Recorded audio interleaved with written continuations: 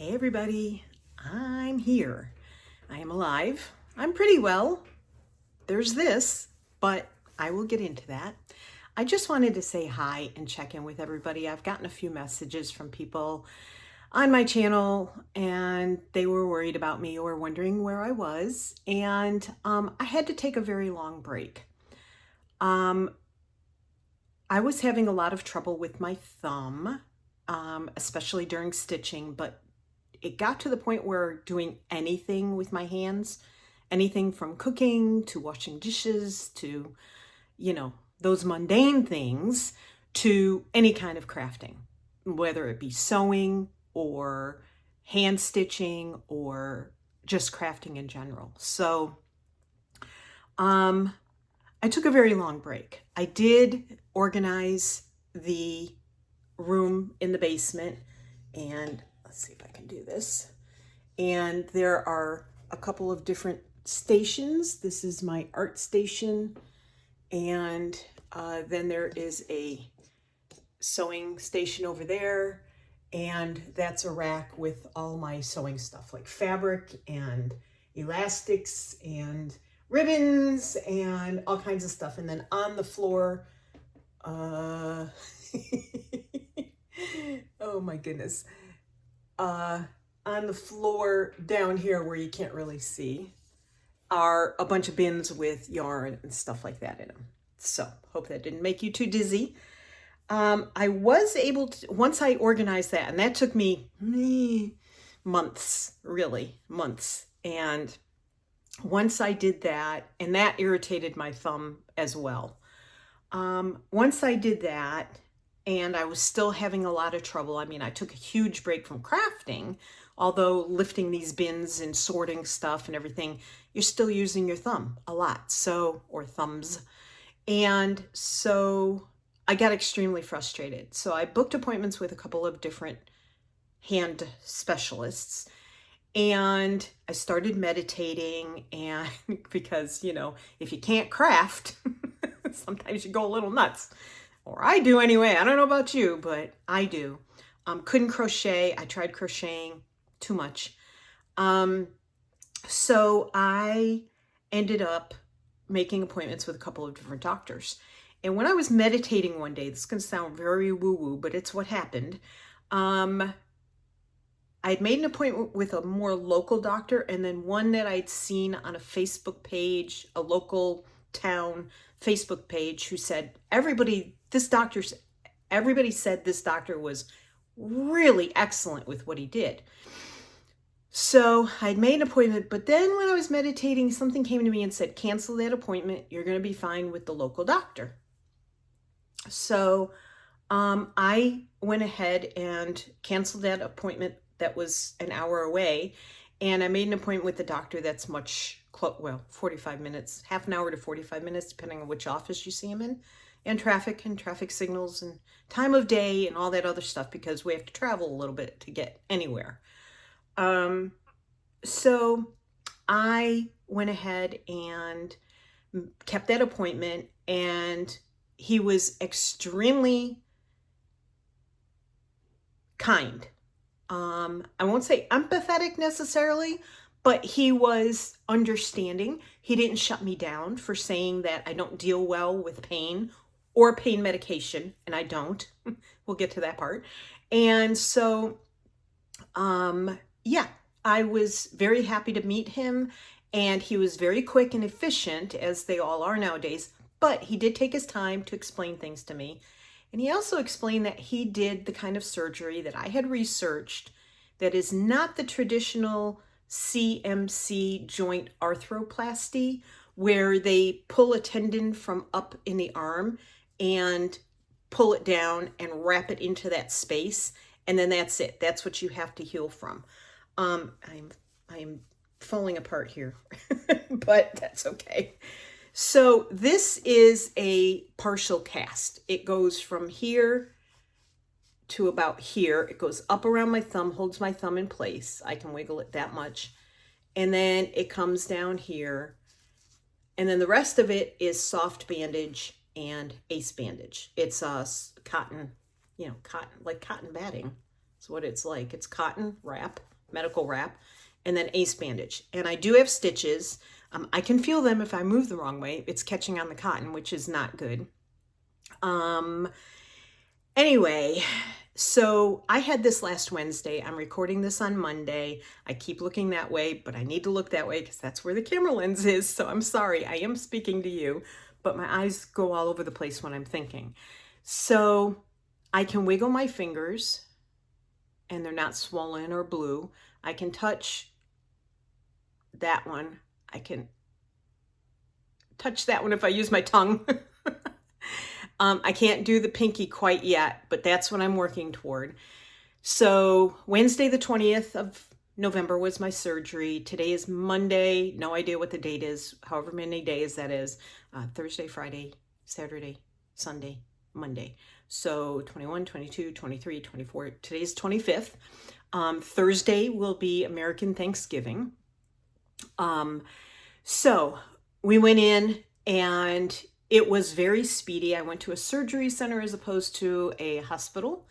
And the anesthesiologist, extremely kind, again, totally understood because I have some issues. I did not want my blood pressure cuff to be on my right arm because I did have lymph nodes removed in 2021 due to breast cancer surgery. And it can cause lymphedema if you have any restriction on that arm for a long period of time. So if I ever need my right thumb done, there might be an issue because they do put a tourniquet on your arm.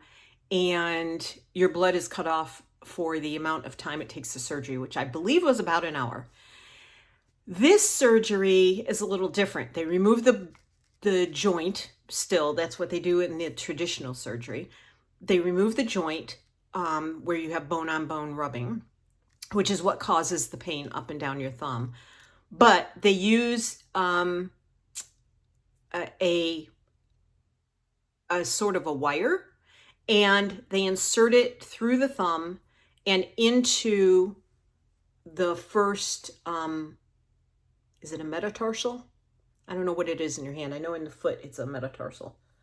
I think it's a different name for the hand. But anyway, they insert it into the bone down here. And they sort of knot it off, tie it off. Kind of like you do when you're stitching, hand stitching. And that's what supports your thumb, along with a little tiny bit of tendon. He says if that wire ever needs to come out for any reason, if it's irritating to the patient, if it causes problems down the road, whatever, it's a stainless steel wire, I believe. Some people do have that taken out because it does end up bothering them. As you age, your skin thins and sometimes it shows through, or you can feel it through it or whatever. That's what he was explaining. So you can have that taken out and your thumb will still work because meanwhile you've built up scar tissue, blood forms in that socket where they took the bone out and put the tendon in to cushion it. And that all creates a cushion. Now, whether I will have the same mobility with my thumb, you're supposed to. Your thumb might sit differently on your hand. Like instead of my thumb going like this, it might be like that. It might be like that. It might be, up further, something like that. Anyway, that's to be seen. And right now, this is the position it's in. It's a little forward and I can move it slightly at that joint from inside the cast, but I'm taking it easy because I wasn't told to do a whole lot with it. I wasn't told not to, but it does cause pain when I do that. Now, I was given a nerve block in my arm. The bruise is right about here in my armpit, and that numbs your whole arm. And it does that for about 24-ish hours. It can be a little more for some people. It can be a little less for some people. I had a pretty much unalive arm for 24 good hours. And it took another probably 6 after that to be able to lift my shoulder all the way. And of course, now I can move it, freely. But that did take a couple of days. Of course, I was groggy, but they made me get up and out really fast. They do not use general anesthesia at this doctor's office. at this surgery center for this surgery. They don't use general anesthesia. So they give you a sedation, and man, knocked me right out. I mean, he said, I'm giving you the sedation, and I was gone. Next thing I remember is they're trying to force my bra on me. And when you got girls as big and heavy as I have, that was a project. And they just rip your gown off. I mean, there's a curtain around you, but they rip your gown off. They slap that thing on, and they're trying to buckle it, and I could barely sit up. I'm like this. All I wanted to do was sleep. So yeah, they did. I felt a little rushed getting out of there, and they said someone would call the next day. No one ever called to check on me, but that's okay. They give you pain medication and IV antibiotics to avoid any bone infection, and then they, put you in this sort of splint type. It's not a cast; it's like a half cast, and it's just a splint sort of kind of thing. Now, if you have the traditional CMC joint arthroplasty, after this comes off, after the stitches come out, 10, 12, mine's going to be 12 days because Thanksgiving falls in between. So December 2nd, I get the stitches out and I get this off. Then I will be in a wrap, a splint, a support that you can actually buy in the store. He told me I could use the one I've been using before the surgery to help support my thumb, or they give you one. I'm going to wait and see what they have and see if it's better than the one I have from the store. But anyway, and this is my left thumb. I don't know how this is going to show up once I post this because I'm using the front camera, not the back camera. So this may show up as my right arm, but it's actually my left arm. And typically, if you get the traditional one where they pull the tendon down and just use the tendon, no wire or anything to support it, you're in another, like a full cast. Like this would be a hard cast for at least 4 more weeks. I didn't want that. I'm very stubborn. This is causing me a lot of claustrophobia as it is. It's been very itchy. I can't wait to get out of it. I just want it off. But that being said, going into a wrap will be a whole lot easier, and I will be able to do my own physical therapy. I'm pretty stubborn and strict with myself when it comes to things like physical therapy. I've always exceeded whatever physical therapist has set for me. So I usually end up, doing okay with that. So he said I may need physical therapy. I may not, because you heal a lot faster with this type of surgery. I will see how long it actually takes for me to get back to doing normal things and being able to hold things with this hand, grip, have weight. Right now I can't put any weight because the thumb and the finger really feel it. And I've gotten a few really stabbing pains in this finger. Last night it happened, and it happened early yesterday morning, like 3 o'clock in the morning. I felt really bad stabbing pains. I figure it's nerve pain. I was given pain medication to bring home with me. Hydromorphone is what it says on the label. So I took that starting Wednesday night. They tell you to take it before the nerve block wears off. And I took it all day Thursday, every 6 hours, not all day, but I used it every 6 hours on Thursday. And I used it on Friday. Yes. By Friday, I was an itchy mess. My nose was totally red, like dark, dark red from here to the very tip of it. My whole body was itching. It itched under the cast, something fierce. I could not make it stop.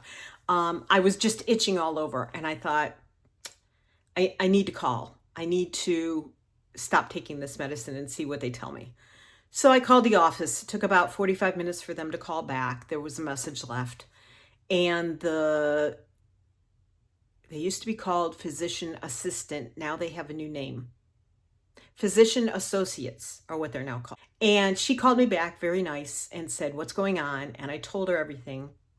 And she said, stop taking the antibiotic, because we didn't know if it was the antibiotic, because I had taken that at the same time. By the time I called her, she said, stop taking the antibiotic. Stop. I'm even itching now thinking about it. Stop taking the pain medication. And what can you take? Because previously, oh gosh, 30 years ago, probably, yeah, about 30 years ago, I had a benign breast lump removed, and they gave me Percocet, and I went through the same thing. I looked like I was a drug addict. I was like, and I was jittery. I was having muscle spasms. This time too. Every time I tried to fall asleep, something would jerk, and I'd do this. It was bad. I would not make a good drug addict. Trust me. So I went ahead and told her the only thing I've ever been able to take is Tylenol 3, which is Tylenol with codeine. So she called in like a 7-day prescription for that. I'm like, I don't think I'm going to need 7 days. I hope not, because I really don't like being on these drugs. I'm sorry. This is the long story.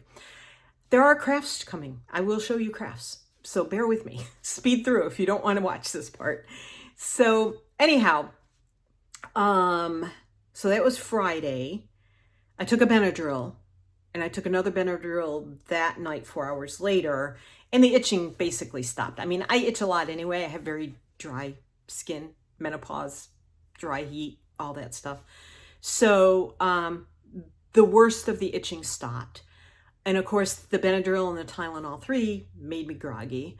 So I've been sleeping well. I've been sleeping sitting up in a chair with lots of pillows around me and my arm elevated, because they tell you keep it elevated. Excuse me. If you don't, you will be sorry, because the pain comes rushing in.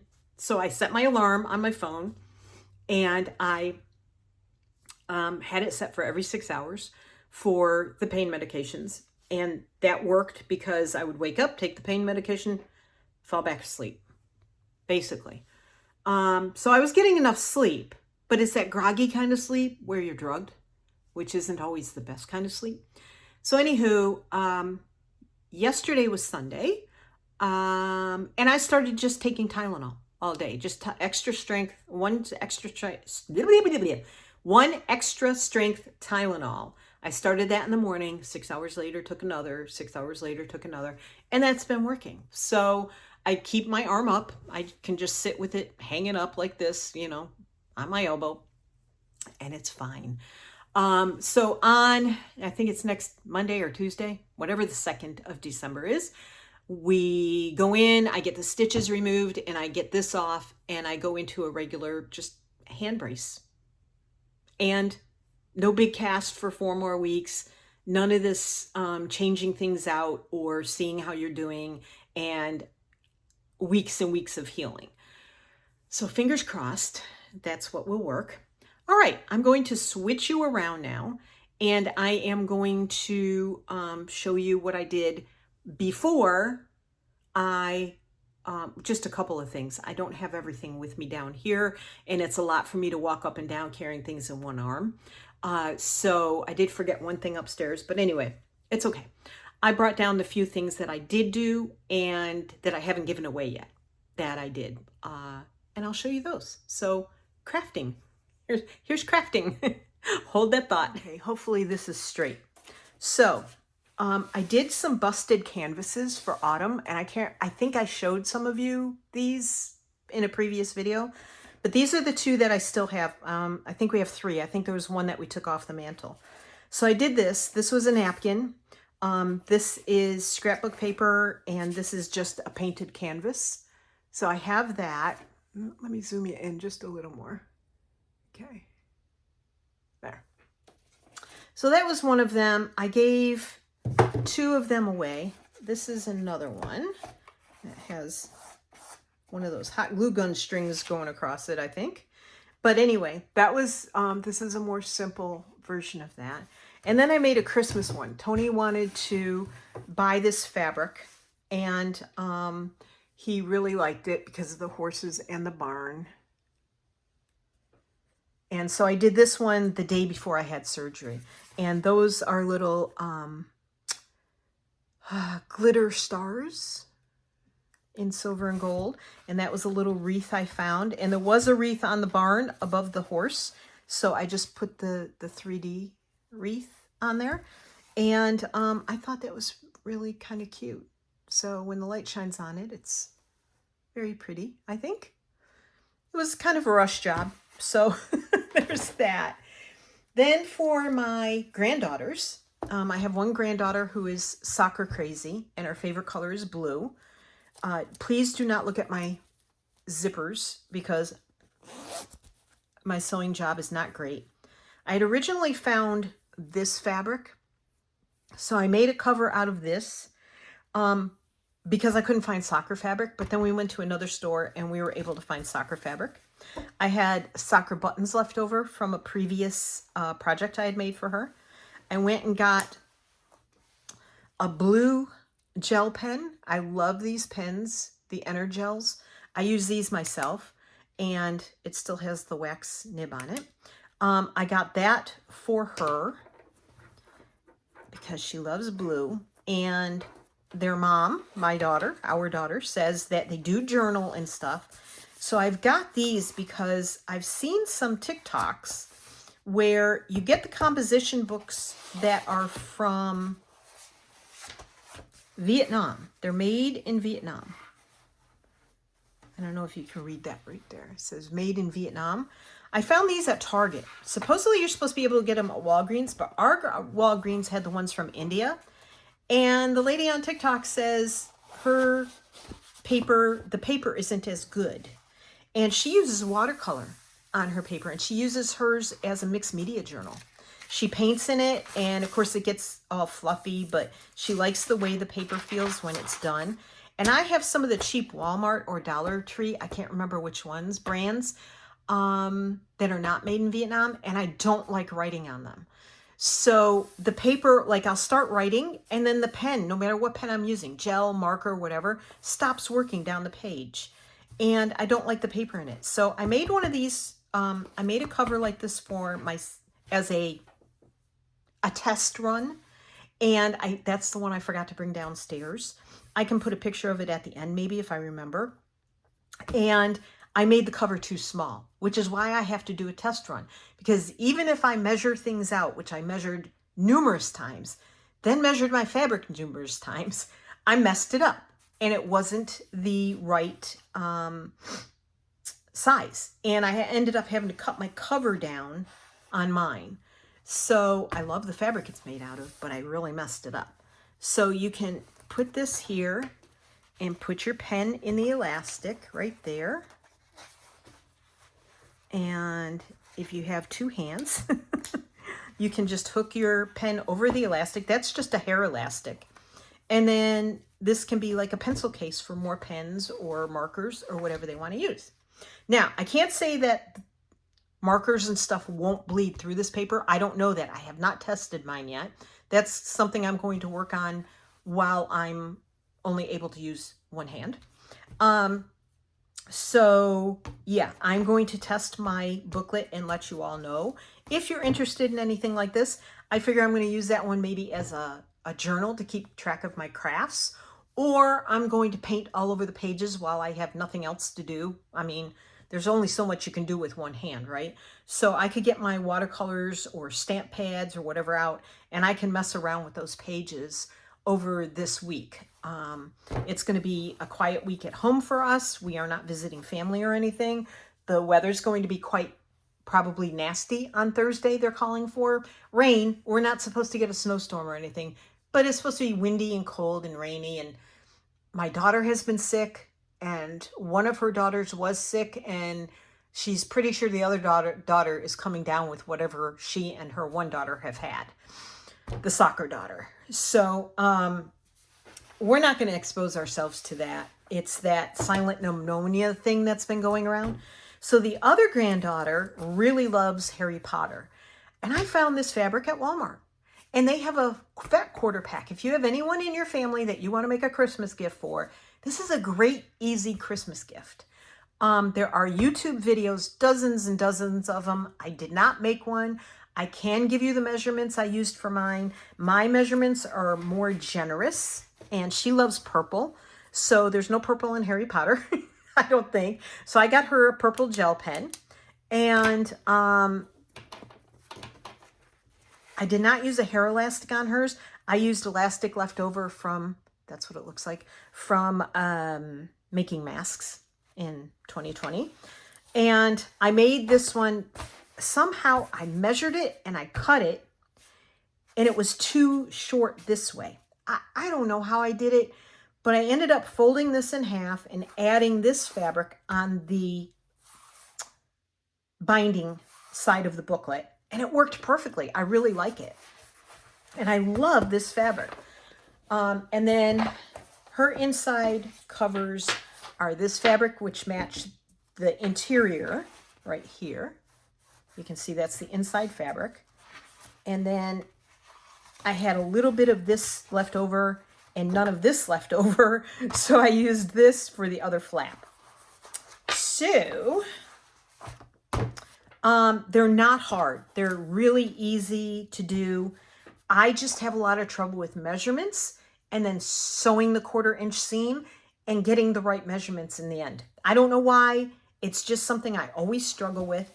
But these are really awesome covers, and I really like doing them. So I will be making more of these in the future when I can sew but can't do fine handwork yet, like hand stitching.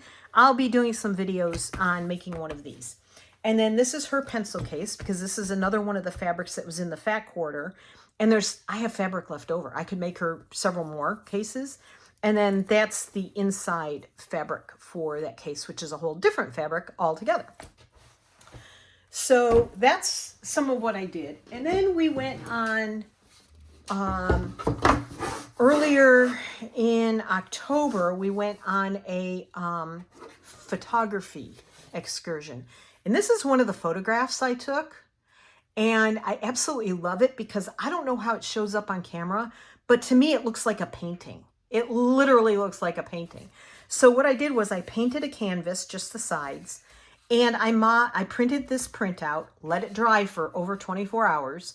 Then I Mod Podged it on. Now, I haven't done this in a very long time. I've done dozens and dozens of photographs this way, and I got really good at it, but I can't remember the exact technique I used to get really good at it. So this one has a lot of bubbles in it. You can see there, a lot of bubbles. So this one is staying down here in my room so I can look at it, because it's one of my favorite photographs I've taken, especially lately. But yeah, it's very dimensional. The shadows and the light were just right, and I really love the way it came out. And I took this not with my phone, but with my real camera, my digital camera. So I did that. And yeah, that's about it. I have 2 more of these covers because, like I said, I replaced this cover, the soccer cover, with the one that I made out of that fabric. But I decided to use this as the lining because I didn't really have any other fabric I thought was cool. So I've had a lot of fun making these things, and as long as I can't hand stitch, I know a lot of you may not come around, but these are what I made. And if you're interested, I'll probably be making some in the future. So I'd like to share. So I just wanted to give you an update, and I really appreciate you asking and wondering where I was. And I hope you're all well. If you're celebrating Thanksgiving, I hope you have a wonderful Thanksgiving. If you are celebrating any other holiday between now and next time I see you, I hope you have a wonderful, safe holiday. You get to spend it with family, and that you have lots of fun crafting. And I'll be back. I'm not sure when, hopefully soon, but we'll see. And I've missed you all. I've missed talking to you all and spending time with you all. And trust me, I've really, really, really missed stitching and crafting. So take care, everybody, and I will see you next time. Love you all. Bye.